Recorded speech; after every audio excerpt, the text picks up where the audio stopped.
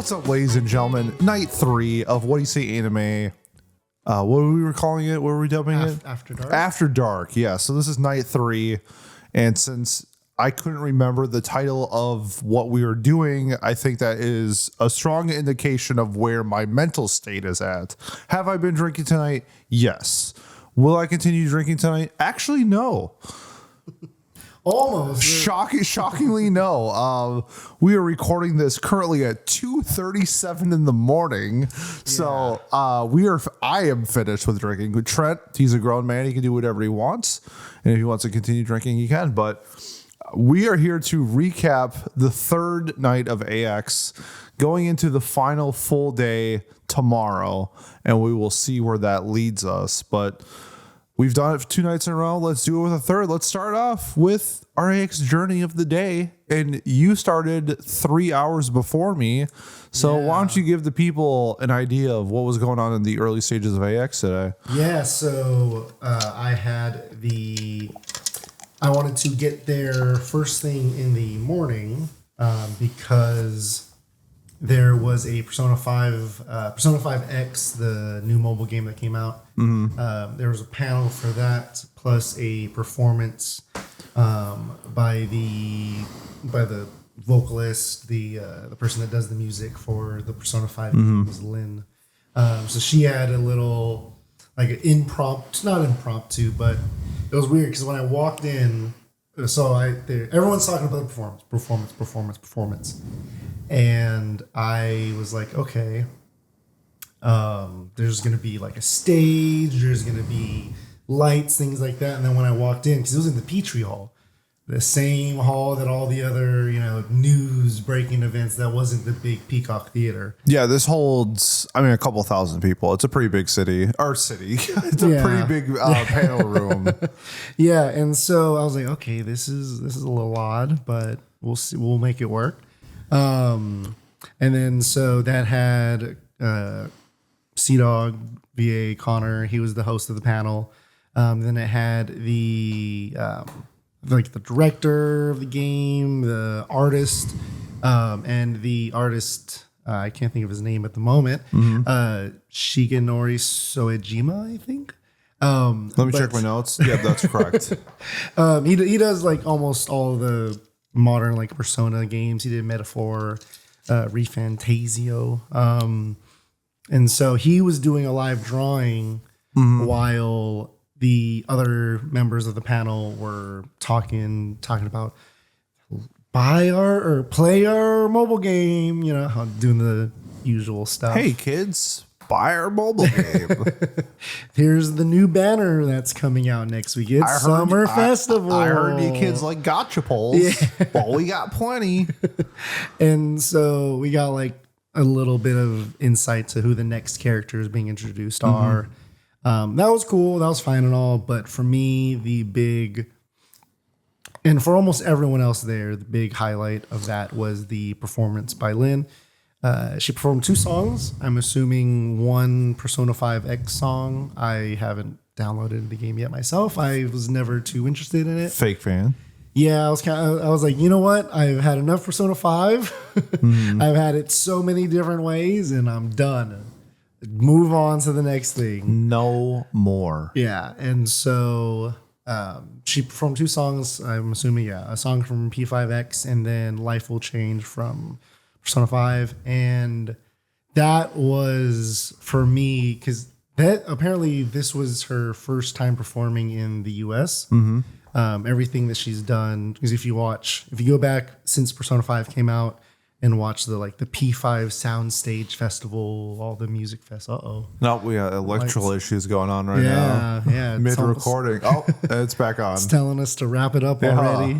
Oh shit, we might have. I think we have to go a little bit longer than, let me check my notes, 4.5 minutes. So we might have to go a little bit longer. And so, that was for me, seeing that, it was one of the bucket list things that I have. There's a few amount of people, like musicians, especially in the gaming and anime sphere, that I want to see perform live. And she was one of them. But so Johnny was getting in line for some other stuff as well. So we planned to be there by 9. We got in like 9:20. We found a good parking lot that was like close to the convention center. And we go towards the Petrie Hall. Johnny's walking with me. It's like, oh, they're into overflow. Okay. Go to the overflow. Overflow completely full. They capped it at like 9:20, basically when we got there. So basically right when gates opened at 9, everyone went straight for it. And I was like, damn, I got too comfortable. We've been having such a good time. I was very comfortable today based off of our previous interactions with the panel rooms and how late we actually need to be there or how early we need to be there. Yeah. And so that was because in years past, I have like a 60, 70% hit rate on what I actually get into versus like things don't time out right. Panels get capped, whatever. But that was the first one all weekend where I was like, damn, I might take my first L. And then around 10 o'clock, they created another overflow line. I was the first one there. Hell yeah. I kind of like eased my way up to the front because I knew they were going to make another line. So I was like, let me just get right up next to the staff worker. So he makes me the first one. Why don't you mind if I just scoot in a little bit? Yeah. And then so I was the overflow of the overflow. And then I ended up getting in still decent seats. But that was awesome. And that's what my first 3 hours of the day was or so. That's what's up. Yeah. And this would normally be the part where I asked Johnny how his day was, but apparently he's soft and went to bed. And since he's not here and he won't listen back to the episode, he won't know that I'm talking shit about him. So yeah.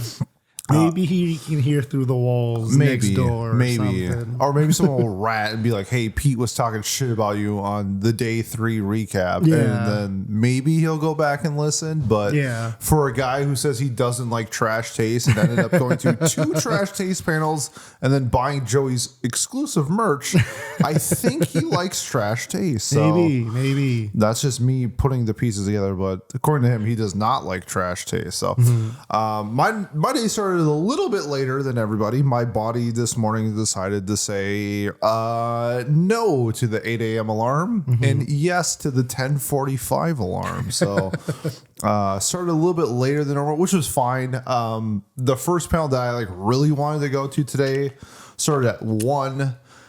And so I figured I had a panel in my mind that if I woke up early and I felt good, I would go to it. But my real plan was to go to the Physics of Anime panel, which was done by 3 NASA scientists. And we went to the Sports and Anime panel yesterday, and that was done by a guy at The Athletic. We had Hinata's voice actor. We had a college professor running it. And I was like, this is really cool. And nobody showed up for that. Yeah. That was 40% full. And it was probably a top 5 panel so far of the weekend. And then this one, I have a feeling that it was this one's probably going to be similar to the Sports and Anime one. I'm just going to assume nobody's going to show up for it. And then I got there about 15 minutes before the panel started and the line was wrapped around. I was like, shit, people actually showed up to this panel. So I got in line just to see if I could get in. And while I was going in, because they were clicking the thing, because the counter, the room only held I think it was 210 people. So not a super big room for AX.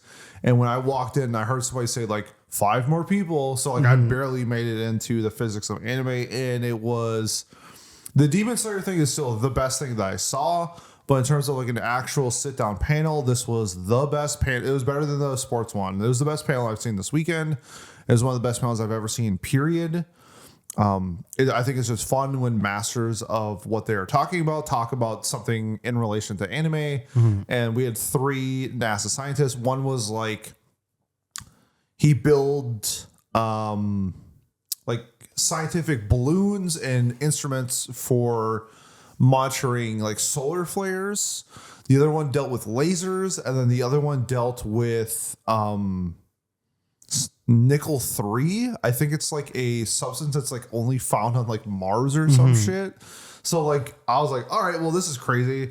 And so they started off the panel with talking about like what are the most scientifically accurate anime and what are the least scientific accurate anime. And they were saying how the most scientifically accurate anime was Planet S, which is done by the same creator of Vinland Saga. And then they were talking about, and then it got into like a little bit of silliness, how like Dr. Stone is more scientifically accurate than something like Orb, which I thought was really interesting because I don't know anything about heliocentrism, but Orb seemed to do a really good job at portraying it in like an educational manner. Turns out a lot of what they got in that show was either exaggerated or incorrect. So I thought that was interesting. And then they were talking about how Dr. Stone, while exaggerated, is actually like fundamentally correct.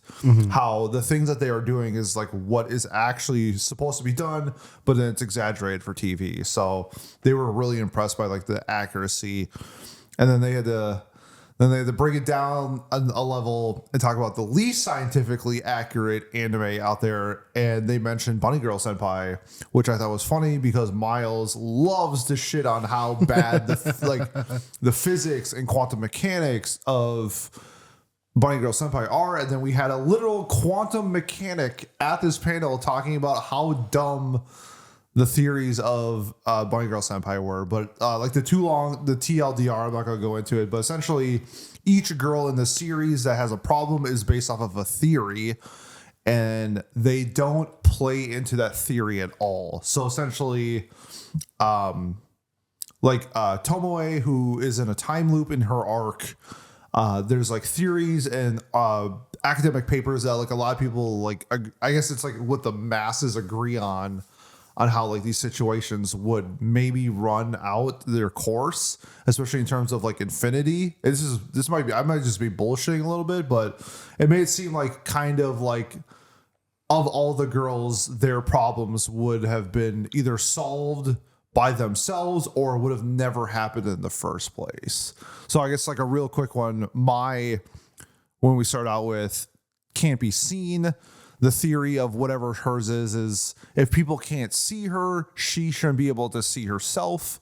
If she could see herself, then people should be able to see her. And it's like, that was like why it was wrong. And then he broke it down into like actual like supporting documents. It wasn't just like bullshitting. So I'm giving the Cliff Notes version. This is just a trust me, bro. That's what they said on the panel type of thing, but blew me away. Absolutely incredible panel. Great way to start my day. And then we just moved on. We both ended up at the Studio Orange panel. Yes. So do you want to start with that? Yeah. So after my Persona panel, me and Johnny, and you were waiting for you. You were coming in as well. We were all kind of like bouncing around. It's like, oh, you're here. Okay, well, I'm here. Well, you're there. But then, we all finally got together at the Orange panel. I am a fan of Beastars. Yep. I really liked season 1. I watched most of season 2, so I'm a little bit behind. That's how you know he's a fan. He's watched more than one season of a show. What I did watch, I really enjoyed, and I will support Beastars for whatever it wants to do, wherever it wants to go. That was really informative. It really kind of made me appreciate Orange a lot more. Yeah. And the work that goes into making their productions, but CG anime as a whole. Although, like, I don't know how many other studios go to the level and to go to their expertise, but when it's done right, you see how much work goes into it. Yeah, they were showing like a tool that Studio Orange created, like the CG tool that they made. Yeah, and it was they made it for Trigun Stampede, and they were showing it as essentially how it worked was instead of like moving, like say if someone was like. Think of somebody smiling and then frowning like constantly. So like the faces are moving perpetually instead of you going into the system and then like moving it up and then framing and then moving it down and stuff like that. You could sort of just like move the head and it would like naturally react to like how your body would if you were like swinging your head to the left or swinging your head to your right. And I was like, there's a lot of technical things that go into anime, and I love when I find out stuff like that because that's something that I didn't know. I just assume people are on their computers working in whatever program they use to make CG stuff, and it's like, no, we want to improve the quality of CG, so we just made our own thing to improve the quality of CG. It's like, you are walking the walk. So that was awesome to see from Studio Orange. And then we got to see I thought it was cool to see how it went from like storyboard to the final product. And a lot of times when we see that in panels, it's like the rough sketches of it and then the final product. They sort of broke it up into 4 different waves for it to start to and then to end. Was this wave of like storyboard into like a rough draft into like a polished rough draft into a finished product, and they showed like how it like changed throughout. So it's like you do step 1, storyboard it, you get like the rough draft going, and then the second one's like, okay, maybe you add like some background art, and maybe you add some choreography to like what you want to do in the scene. And they were showing an example of a fight scene in Beastars. And then the third was like a little bit more polished. They added some more decal. And then the fourth one was like everything was finished. And how it looked from the final product to the beginning storyboard was like, they didn't even look anything like it. So it was fun to see like the steps the creators go through to make a product like Beastars and how much time it takes. Like they mentioned, like a 3 minutes fight scene probably took that team 6 months. Yeah. So I like getting that background of that and seeing how long it takes. Because from start to finish, I think the average life cycle of an anime takes about 3 years. So just seeing some of like the rough draft to see how it gets started and starts going was really cool. Yeah. Between that and the stop motion guy, the lead of the studio for that was the Wit Studio one. Yeah, right? For My Melody and Chromie saying, 10 seconds of this, this animation takes X amount of months or whatever. It's like, okay, you two guys are putting in the work for sure. One of the things that I really liked about kind of the culture that Orange mentioned, and this kind of goes back to like them creating their own. I kind of see it similarly to a game studio making their own game engine and them running everything through that instead of using like generic Unreal Engine or Unity. There's like, no, we have a specific thing that we want our crew and our team to learn and do. And so one of the things that they brought up with that was that each one of their anime, starting from Land of the Lustrous, on all the way up to now the next season of Beastars or the final part of Beastars and Trigun Stargaze, right? Stargaze. I think of Shoegaze for like Fooly Cooly for a second. And I was thinking Starboy from the Weekend. That would be a cool, Starboy would be a sick title for Trigun Starboy would be sick. Oh yeah. But yeah, one of the things that was really cool is that from each one of these shows, they keep a lot of the same team and they bring in newer, younger talent, and it allows the younger person, the hungry person, to come in to learn from the previous person, and it just builds. And you learn something new on the next show, and you learn something new on the next show, and you can probably go back and watch all the different shows that they did, all the different things, and you can probably see that growth over time. And that's really cool to see. Yeah. I also thought it was cool that they mentioned Land of the Lustrous quite a bit. And I think it was just showing to like the importance of how that show shaped Studio Orange. I mean, that was the show that got me on my radar with them. And then they continued it with like, it was funny. It was like, we did Land of the Lustrous. And the crowd's like, yeah, we love Land of the Lustrous. And like, we did Godzilla Singular Point. Everyone's like, yeah, we heard that one. It's like nobody in the crowd's like, yeah, we didn't watch that one, my man. It's like, yeah. It's like, okay, but then we did Trigun. Everyone's like, yeah, we like Trigun. So that was really fun. The guy that was running it was like a solo ran panel. Mm-hmm. He was a producer for Studio Orange, and he was just like vibing the whole time. Like he fucked up his like slides. Obviously, he kept mentioning like how complex his deck is.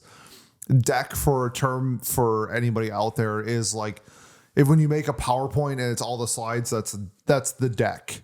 It's like a deck of cards, and then the slides are your deck of cards. So he's like, "Oh, I kept making my slides so complex. My deck is so complex," and it's literally him just like pressing forward too many times, and the computer freaks out. Yeah, I'm like, dude, I'm like, it's not the deck. You are pressing forward 4 times. He's like, why is it skipping 4 times? It's like, old ass man, right? Even though he looked like, I don't know, 45. Yeah. It was a pretty fun panel. And then they talked about Leviathan. The world premiere was yesterday. I missed it because I saw too busy. And I found out that they're dropping all of the episodes at once. So like, what does it matter if I watch the world premiere of the first episode if I could watch the entire show in like 3 days? So I skipped the world premiere yesterday, and they brought up some stuff about some storyboarding stuff that they did for Leviathan. They talked about some music, because it's not just the big ones like Joe Hiroshi, I believe his name is, the guy who did all the Ghibli music. Hisaishi? Hi, is that how you pronounce it? I don't know. I'm gonna blame him on the alcohol. I'm just gonna call him Joe. So Joe, who does the music for Studio Ghibli, they also brought in like a duo who did like orchestra stuff for a various amounts of different, like Halo was one of them. Call of Duty Black Ops 4, I think it said. So it's like this duo who has done like orchestra OSTs for anime and games, like Hideo Kojima. Oh, Metal Gear Solid 4. Yeah, that was another one. Yeah. So it's like it's not just Joe. There's like another team, because when I listened to the PV, I was blown away by the music, and it sounds like we're going to get like a lot that goes into the sound design, because they're bringing in like a multiple people. So that made me really excited for a show that I'm already really excited for. And they showed some like new stuff, but like not enough for it to be like newsworthy, I would say. But this was like just like a great educational and informal panel from, I guess when we did like industry panels earlier and stuff like that, this was the type of thing I would like to see. If you're not going to do surprises, like really showcase what you're doing. Because when we did Aniplex, while they are mostly a distributor, they didn't really show anything that like, there's like, we did all of like, we let the Blu-ray out for this show. It's like, awesome, Aniplex. We appreciate that. Now show us something we don't know. And they didn't do that. But Studio Orange broke down a bunch of shit on their shows that was like, yes, this is what I want in an industry panel. Show me what your job of a producer does, why you do it, who you go to when something happens. You did like a funny story about like the CEO and how it's like, well, I'm the producer, and so I'm in charge of the budget. So then the CEO, who is also the freaking, I didn't know this either, the CEO of Studio Orange is the head animator as well. Yeah. So like he's not only running the business, it sounds like he's a workhorse, and is also animating the shows that they're working on. So he had to like tell the CEO, it's like, no, we can't actually do this because it's not in the budget. And then he has to be, and then the CEO's like, well, I'm the CEO and I want to do it. He's like, you know what? You're right. You're right. You are the CEO. So let's do it, boss. So that was pretty fun. Yeah, like him being kind of the head of the animation department, and what he was, how hands-on he was. I think the producer that was there said for season 1, or at least B-Stars completely, or at least season 1, he did like up to 40 of the faces from, because he would do the animations with his face himself, and then they would use his reactions and how he was acting. They would use that for what they would animate. And yeah, he's in there. He's elbow deep, which is great. Yeah, it makes me appreciate like the studios more when. I guess it's more of like, I guess I come from a corporate background in terms of like professional working. When you see your CEOs, you know, are more of like a figure rather than a actual like contributor to your company. And it's nice to see when a CEO is like in the trenches with your employees. Like it's something I appreciate. So props to that.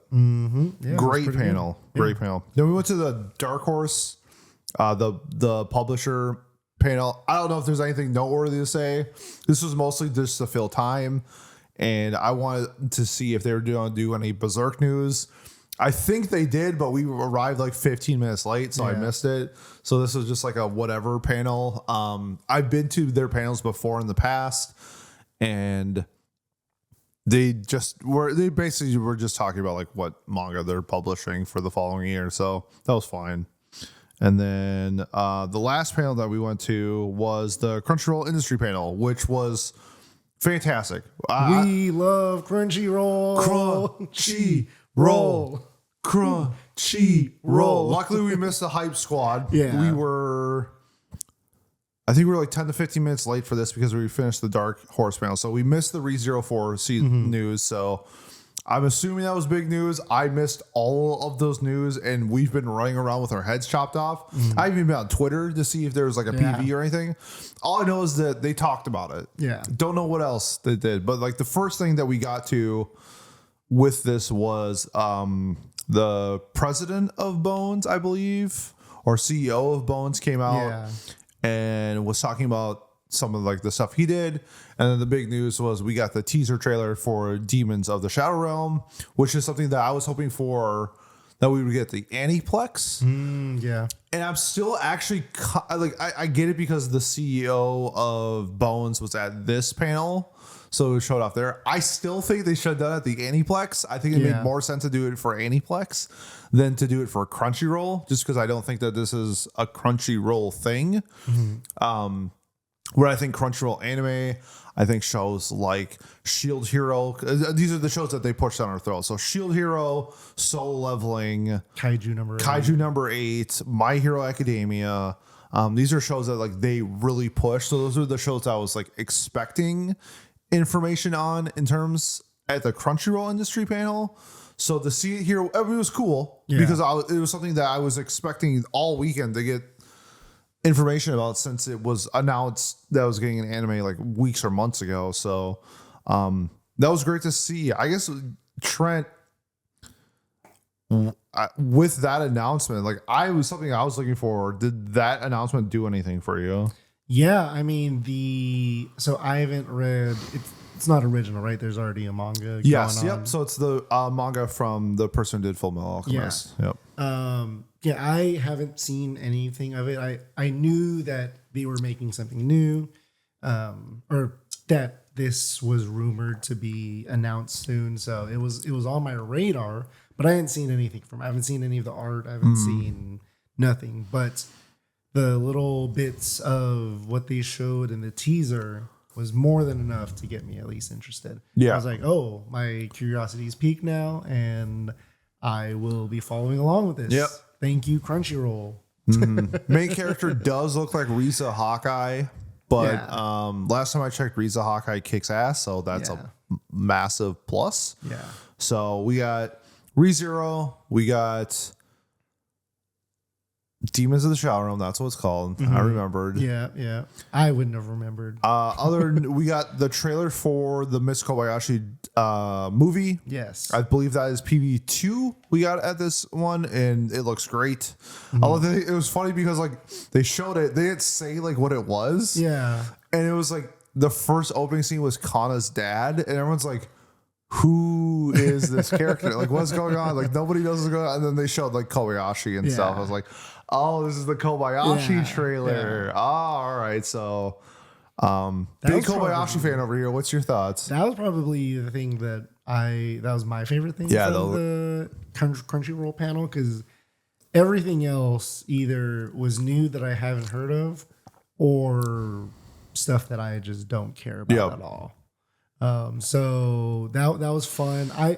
I didn't realize that it was a movie at first. From the trailer, I was like, damn, why does this look so good? Like, I know KyoAni always puts in work with this, and I was like, oh wait, no, it's when it said the showing in theaters, I was like, oh wait, that's right, this is a movie, so of course it's gonna look gorgeous, and they're gonna make it look the best they can. And this series, I've loved it since it was one of the first shows because it came out in that 2016 2017 era where you were getting tons of new properties, and that was one of the first ones when I was getting back into anime at that time, from like watching it when I was younger.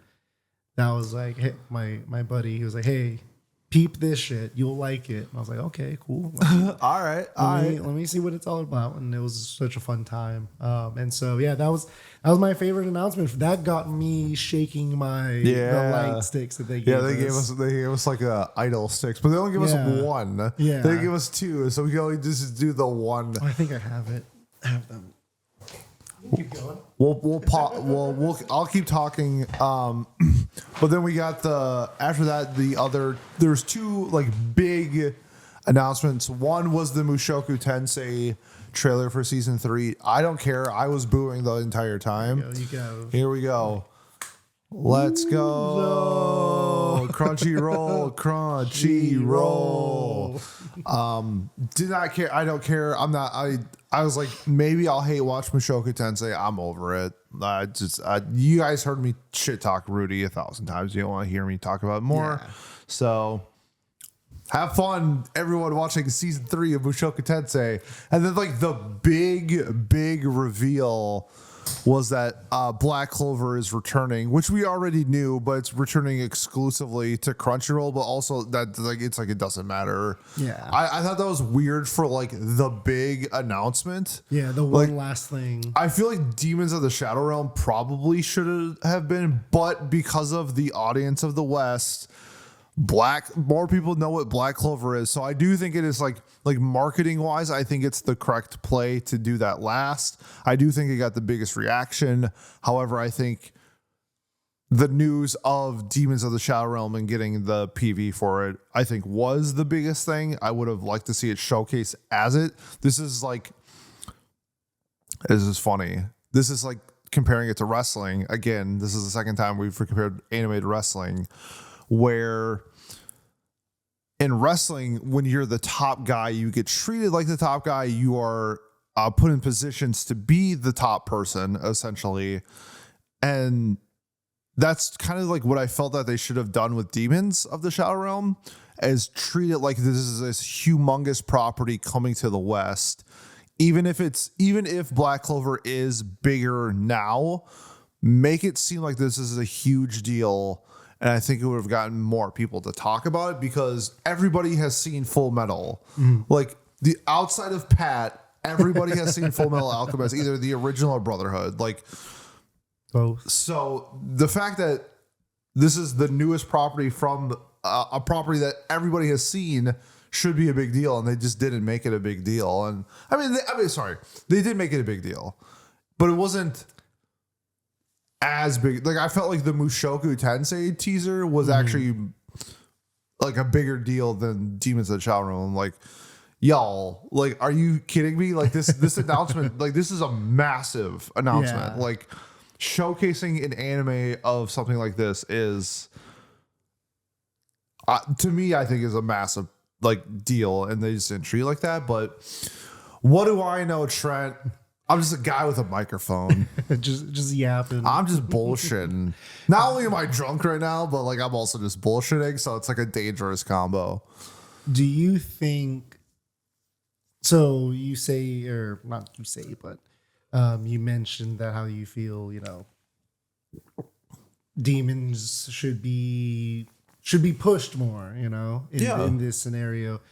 Do you think that the Full Metal name, while it's good, at least the creator's name, do you think being so many years removed and it's not like, they have, I don't know, are the numbers, like the sales numbers, do you know? Well, here's the thing. They had, the author of Full Metal has had an anime come out in between. Yeah. It's called Silver Spoon. Yeah. It's about farming. Yeah. So it's like not on the same level. Not on the same level, even though Silver Spoon kicks ass and you should watch it. It's a fantastic show. Not the cultural, Well, it's like one of those things, because I have this theory about how people will include ecchi or fan service in the beginnings of their manga so it will sell, and then they will actually create the content that they want after they essentially have like the green light to continue, and like they know they're not going to get canceled. Yeah. So then they start producing the show that they actually want. Sometimes I feel like the author that Full Metal did wrote Full Metal so that she could do Silver Spoon. Yeah. Because I think Silver Spoon is actually like her bread and butter. Yeah. Because like she doesn't show her face, but her avatar is a cow.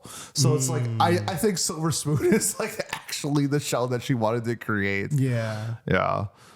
Is she just the Full Metal funds everything else in her life and what she wants to do and what she wants to make? I mean, it also feels like now Aka, who did Kaguya-sama and Oshinoko, I kind of feel like he's doing that now, where like he refuses to draw.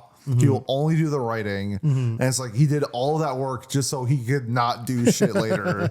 And so, like, I mean, respect if like He earned it. if you hate drawing, like, and you could I hate editing. Guess what I did?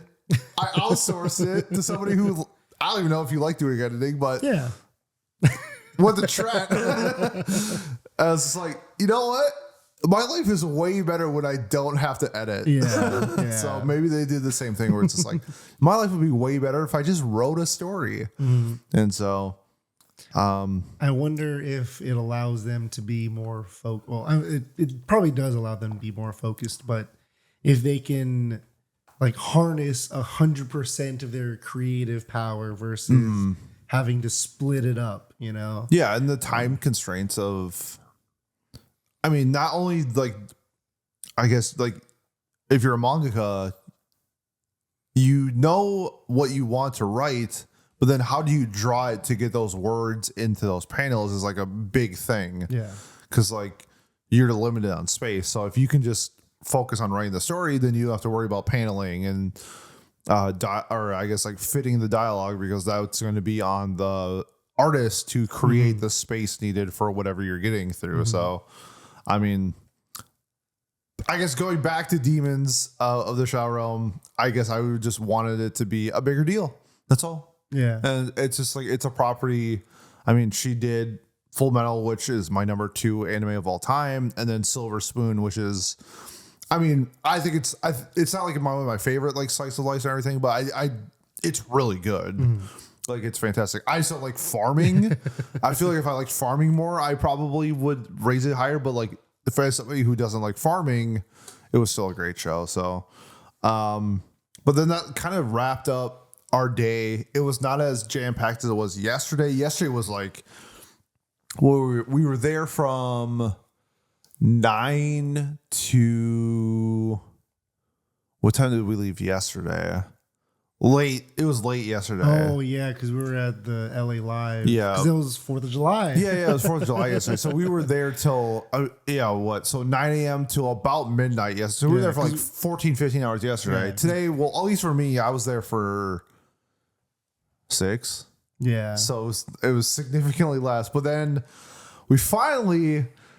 I mean, like, we went out yesterday, but we didn't like party yesterday. No. Tonight we actually got to like fucking go out. Like, that was sick. So we went out to what was it called? Sonic something. The club. Yeah, it was an event called. Oh, the event. Yeah. Yeah. It was called Sonic Boombox. Yeah. I ripped my thing off. But so it was a 2-level, like 5 different DJ. I think it was 4 or 5 different DJs playing different music at a venue that seemed like I was in a maze at some point. It was a really interesting venue. You walk in, you had to go up the stairs to the second level. And then once you're in the second level, you can kind of move around the entire place, which includes the first level. So sometimes you had to get up to get down.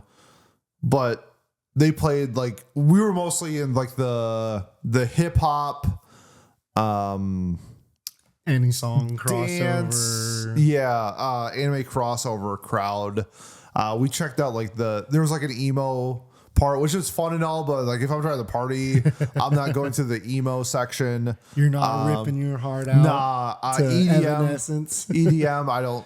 EDM. I actually like EDM, but I like listening to it by myself. I don't actually like it in like a crowd setting. Yeah. So we skipped that one. I think there were some other ones that we went to. They had like a Beyblade thing set up. It was just like I don't know how to describe it. It was like a vibe. Oh it yeah, it was great. Each room had like its own different energy, and so you had the you had the emo room where it's dropping, probably like the pop punk, My Chemical Romance, all that type of stuff. Some red jumpsuit apparatus for all my emo fans out there. Yeah. Do you feel like a man, Trent, when you push her around? Do you feel better now? Your waifu falls to the ground. No, it hurts. Yeah. It hurts me watching it and I stand by and do nothing. You gotta stand up. I should. But yeah, like that had its own energy. Another room that they had. So on the map that they mentioned on the wall, there's a big neon sign that said the game room. Yeah. And so we're like, oh, game room, awesome. So it's probably like a barcade thing, Because that's what when I think of a bar that has a game room, I think of a barcade. We go in there. There's 3 machines. There's a Galaga machine. There's a Miss Pac-Man, NBA Jam, and only one of those was working. Yep. I think it was with the Galaga. Yeah. Everything else was shut down, no power, non-responsive. It's like, oh, this is a great game room. All right. And it was just one dude just hogging the machine by himself. But then we discovered the real game room. Yeah, it turns out when you go down the stairs, turn left, zigzag through 4 different alleyways or whatever it felt like, then we found the goods. Yeah.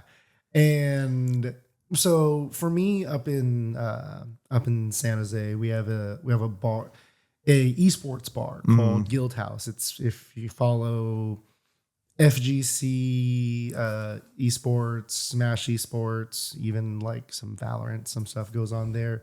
It's kind of a well-known Northern California Bay Area venue.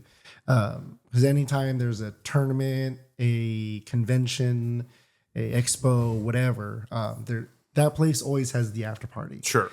And that's the one place where it was a after party for a Smash tournament, and half of the bar has like DJ club, whatever, and the other half is just gaming setups, and everyone's got drinks. They're pounding drinks. They're playing games. They're playing whatever is the theme of that weekend. Yep.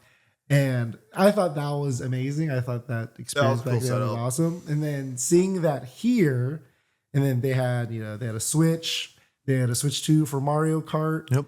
Just projected on a wall. They had Def Jam Fight for New York on the PS3. Yeah, that was sick. They had like a Street Fighter TV, a Tekken TV set up, and I was like, holy shit, like after everything else we've seen, you come in here and there's just people are just gaming. And then they had Kill la Kill on like playing on like their big screen or whatever. Yep. I was like, this room is made for me. I was like, damn, this shit's mid as fuck. I offered you to hop in, have a good time. I am the worst Smash player known to man. I said this to Trent, for as good as I am at video games, I am god awful at fighting games. I've never been good, and I'll never be good. Yeah. So I said hard pass to the controller, pass to me. Yeah. I said, y'all have fun. I'm a vibe over this way with some random cosplayer or something. Yeah. And then next to that room, I think there's like a photo booth as well. It's hard to describe because it's like, it was just so segmented. I feel like if you've ever been to like a event room banquet or whatever, it's like you have a hall where like, if it's like a wedding, it'd be like where the band plays or whatever. And you have like your tables and stuff like that. Picture a smaller event space, but there's like 9 of them. Yeah. And they vary in size and they're also on different levels. And to get to each one is also a maze. Like we had to go like downstairs. It was weird because like you're like go up behind a DJ. You're like passing through like a hallway and you're like walking past bathrooms that are open. I'm like, I could see somebody pissing if I look right. Yeah. It was just like a very like it was like a dive bar, but it was also an event space. But it was also like God, who's that murderer in Chicago who like hid in the walls of the hotel? No. Oh my God. I know which Stall for time, Trent. Yeah, those you mentioned like going through all the different hallways and everything and getting into the bathroom. Those bathrooms felt like I stepped into like the demonic realm. There was only like everything inside was all black and they only had like a faint red light. It felt like I was in a horror game or something. Bit. It was H.H. Holmes, by the way. It felt like I was in an H.H. Holmes like thing where I'm like, I'm washing my hands in the bathroom. I'm like, you're looking at me through the mirror, aren't you? Like it had that vibe. Yeah. But like at the same time, it was so cool. Like it was weird. Like, I don't know. Like if somebody told me I was in a horror movie, or like if I was to direct a horror movie, let me put it this way, and I need, and it was like Saw. That event space was like, it reminded me of like I could make a Saw movie out of this event space. It was interesting. It was, but in a good way. I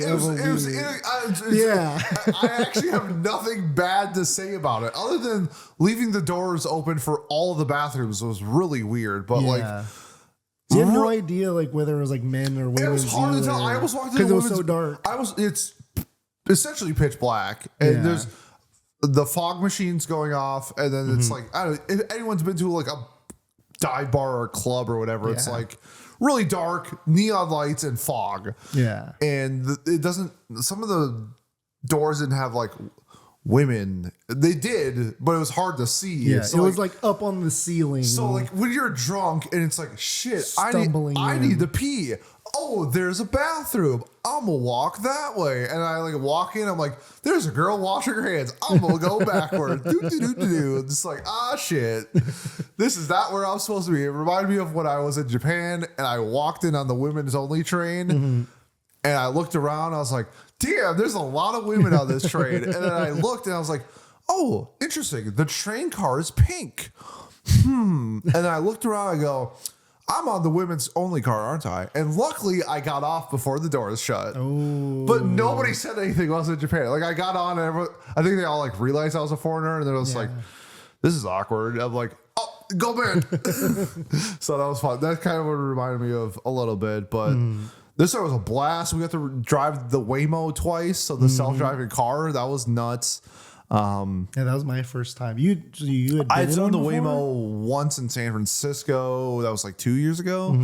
So that was cool. But that was like when it was in beta. So you didn't have like an invite. In LA, you can just download the app. And it was cheaper than Uber. Like that was insane. So really fun to use the Waymo. If you're ever in the LA area, try out Waymo. It's actually like really fun and like, I don't know, it has a different vibe to it than like an Uber. I had been in a self-driving taxi in Vegas before. It was some other company called like Adaptive or something like that years ago, before like Waymo had like gotten to what it is now.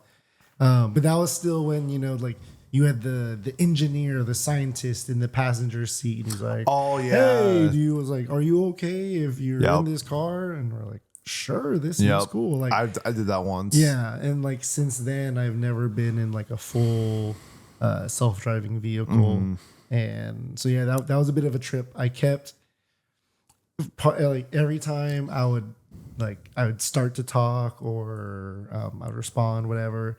I'd get this like quick flash thought of like, oh, keep my voice down, don't distract the driver, or don't say anything weird in front of the driver or whatever. I was like, wait, no, there's no one here. Yeah, it was really chill. It was a lot of fun. But I mean, tomorrow's like it's more like a half day. So I guess we'll save our final thoughts for like AX in general for tomorrow. But I mean, through 3 days, one of, if not the best con I've ever been to.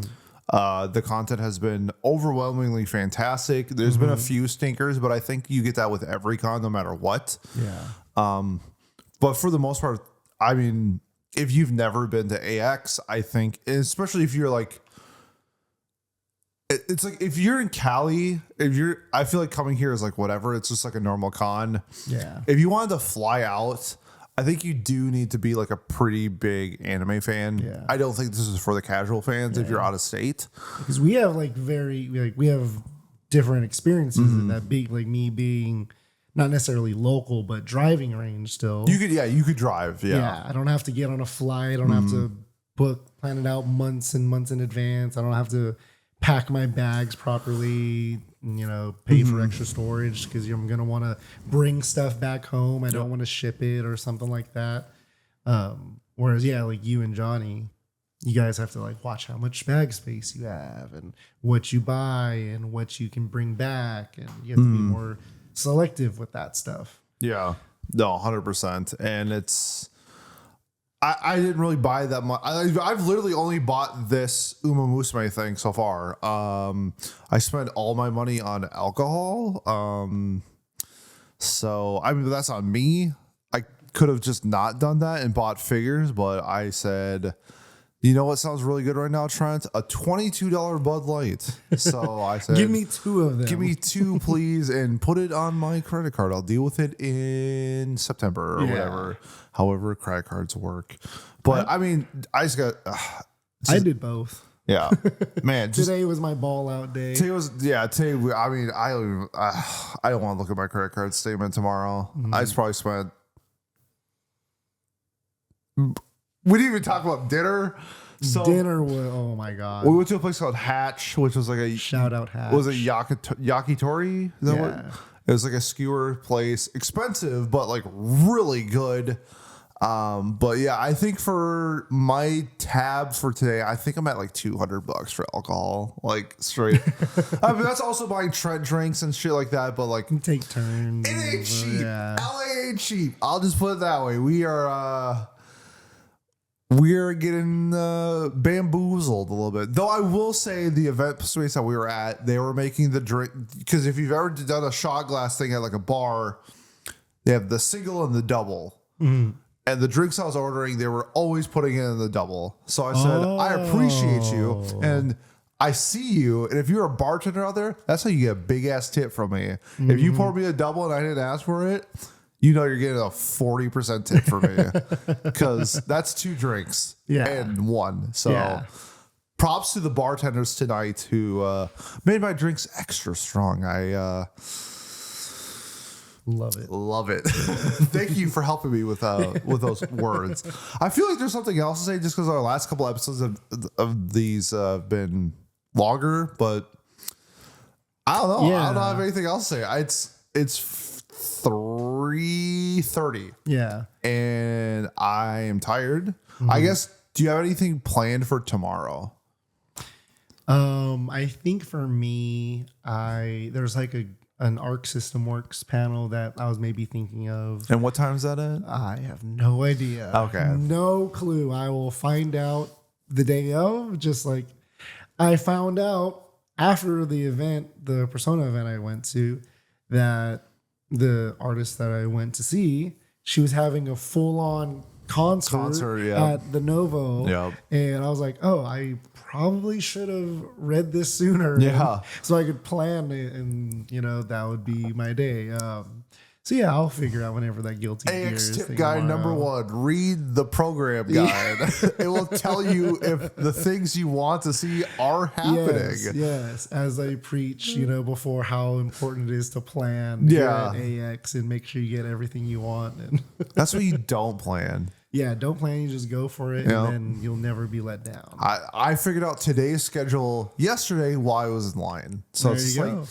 just make do. I have one thing planned for tomorrow, and that's the Uma Musume event / movie thing that they're doing.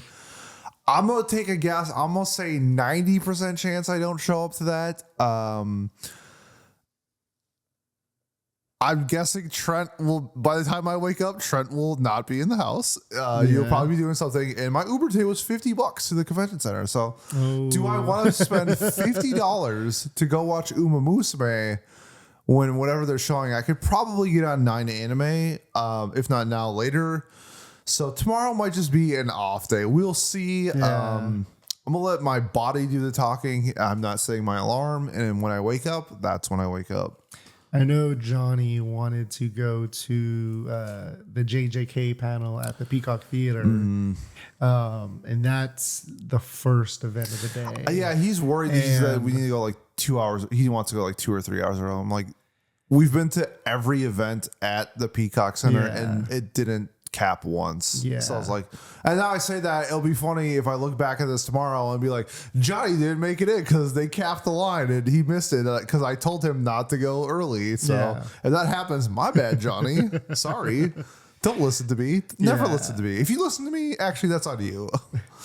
I'm contemplating at least going that early because I still want to finish because you already did your exposition hall, your entertainment artist. You had your fill of I think I got everything covered so far. Yeah.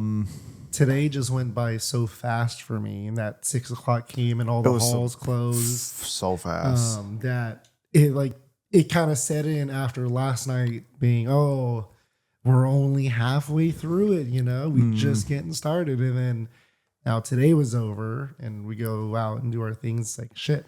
Tomorrow, the day. The last full day? Yeah. Well, it's not even full because they have their we have like a full day in general, but AX shuts, the closing ceremonies at 4 tomorrow. So you have like 6 hours? So yeah, you have like 6 hours of content tomorrow. Yeah. So you got to get in what you can at the last moment and then there's just never enough time for AX. There's just too many things. It's crazy, man. It's like I did so much this weekend. Yeah. And part of me wants to do more, and parts of me doesn't want to get out of my bed tomorrow at all for anything. Yeah. Because it's one day, because this is normal cons are 3 days. Yeah. Today's the Sunday. Today would have been the Sunday. Today's the chill day. Today's normally my chill day. And today was actually like the exact opposite. Like I went so hard tonight. Yeah. I could have gone harder, but I went hard tonight. Yeah. And today I definitely felt it, or I was like, because while we were kind of split up, I was just walking around the dealer hall and the exposition hall, everything, and I was just walking. I was like, damn, like it's starting to hit me, like how tired I am from this weekend and just running around doing stuff all day. Because like yesterday, we were mostly sitting in the nice Peacock Theater for most of the day. Such a sick spot to just watch anything. Yeah, and today, thrown around different things, and today would be the Sunday. Today would be the day that you chill, but it's the complete opposite. But then you get that second win after, as you're leaving, you get dinner, you get a handful of chicken wing and those chicken wings were insane. And pork belly and chicken thigh, and I didn't know you could make chicken wings like that. That's all I'm gonna say. Yeah. You get a little bit of that, and you get a couple. You got the gum drop. Yep, I got a One Piece themed cocktail, and it had marshmallows in it. That was the first time I had a cocktail with marshmallows in it. Yeah, not bad. 3 forks. It was a 3-fork cocktail. Looking back on it now, would you take the bowl offer and we split it? Oh yeah, we were thinking about getting a bowl for three for the plus. 2 of us, and that would have been our first drinks of the day. Yeah. And I thought getting a bowl was a little excessive, maybe in my younger days, but as a father of 2, I think I needed to just pump the brakes and just have individual cocktails. Yeah. Yeah. You still have 3 or however many. Which is silly to think in hindsight. It's like, I don't want to drink a bowl of alcohol because then I'm going to get drunk. And then it's like, And then I have 9 drinks after that. It's just like, You I spend could have gotten that bowl and the night probably would have turned out the exact same.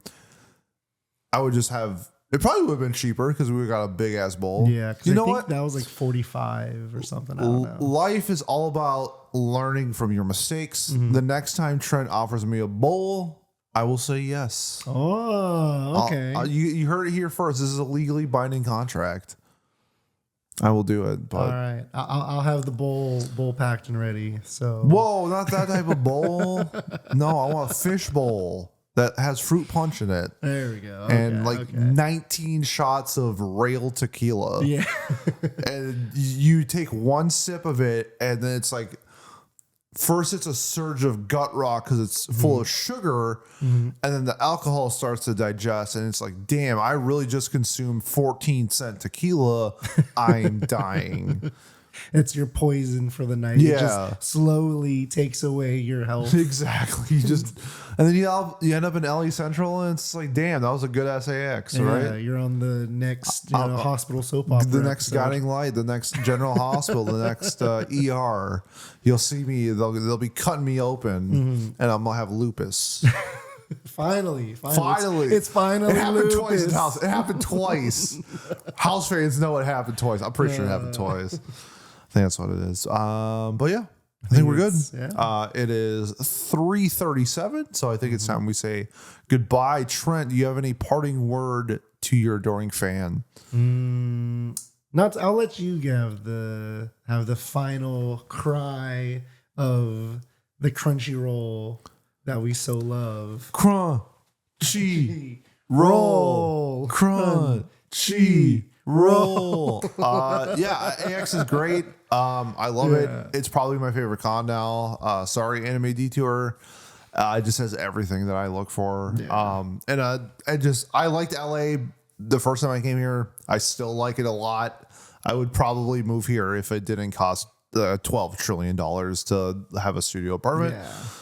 But the city's great. Venue's great. The people are great. Like, I've had no issues with anybody. I haven't really seen issues either. Yeah. Like, outside of what you would normally think with drunk people or just city nighttime life. Sometimes there's some shenanigans, but nothing crazy. No fights, no people being rude or obnoxious or whatever. It's been really nice so far. So hopefully the last full day continues. Yeah, it's been a fantastic time, good stuff, and one more day to get everything we can out of this. The value of a ticket. Your talk cost of ticket and everything, it's all been worth it. The price of admission for the Demon Slayer concert was worth the AX.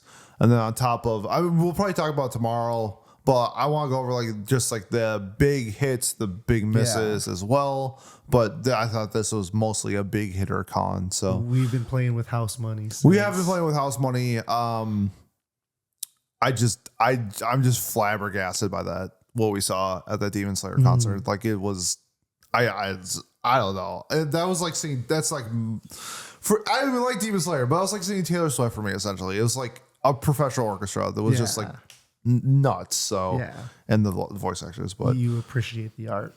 I love the art, and I love just, I don't know. Peacock Center was an incredible venue. The lighting was great.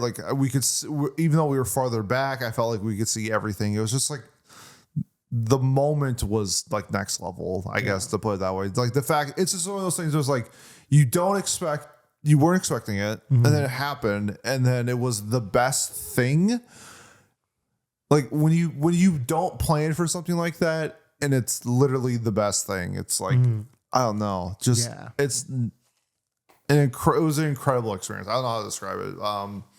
But I mean, that's more of that tomorrow. That's why you have to come to AX though. You don't. What other con has not only a professional orchestra, but a seating capacity of, I think it was 7,100 or something like that. That's what Google. What said. Other place has a venue where 7,100 people can go watch that? Yeah, my local con in the main event space, I think it's 2,500, 3,000 maybe. And that's like the main event space for the biggest things that they have. And this was like, this is a side thing for 9,100 people. This was a side event. Yeah. Incredible. A lot of people just don't even care. They're like, I'd rather go to the sports and anime venue or go watch that or something like that. It just continues to add to my theory that people like who watch anime just don't actually like it or watch it because like if you are a fan of anime, and a freaking live professional orchestra is playing music for one of the biggest shows ever made, and you're like, nah, I'm gonna skip it. I think it's crazy. And that's me saying that as somebody who was playing on skipping it. So I learned my lesson. But I was just like, I guess now it's like if I see orchestra on like a panel, regardless of the show, I'm probably gonna go to it. Like that's gonna be like my number one thing for a weekend. That's become such a selling point for me now and cons like that. I guess my point is like I was shocked that it didn't cap out. Yeah, for how big of a property it is. For how big of that I guess I blame it on the alcohol, but like I'm trying to process this in my mind, but like it's the fact that we have events at something like this and it's not capped is insane. It's insane that this wasn't capped. Yeah. And so it's just like, what are people going to these cons for? Because that was a panel that I thought people would wait 3 hours for, but or you can just go 45 minutes late like us and get in. So still have a good time. Still have a great time. And you know what else I had a great time? I did tonight with Trent. It was great. We talked about. It was awesome. Don't touch me. I'm gonna wrap it up. Thank you for watching / listening. If you have made this far and you liked parts 1 and 2, I'm glad you like 3. Hopefully 4 when we record tomorrow is pretty good too. We'll see. I feel like this went okay for considering how much I drank tonight. You know what? I'm actually kind of impressed by myself. So way to go me for not fucking everything up on this recording. So that worked out great. Tomorrow should be sober. No promises. Things might happen, but it's the last night. We still have a few more drinks in the fridge. We got a couple drinks in the fridge that we need to kill, but we'll see. We'll see how I feel, but want to say thank you. If you made it this far, like, comment, subscribe, leave a review on whatever platform you're watching or listening to us on, and stay tuned for part 4 or day 4 or night 4 of our recap, which should be coming out whenever this comes out. I don't really know the structure of when these things are coming out. So thank you, and we'll see you next time. Bye-bye. Peace. Peace. Bye-bye.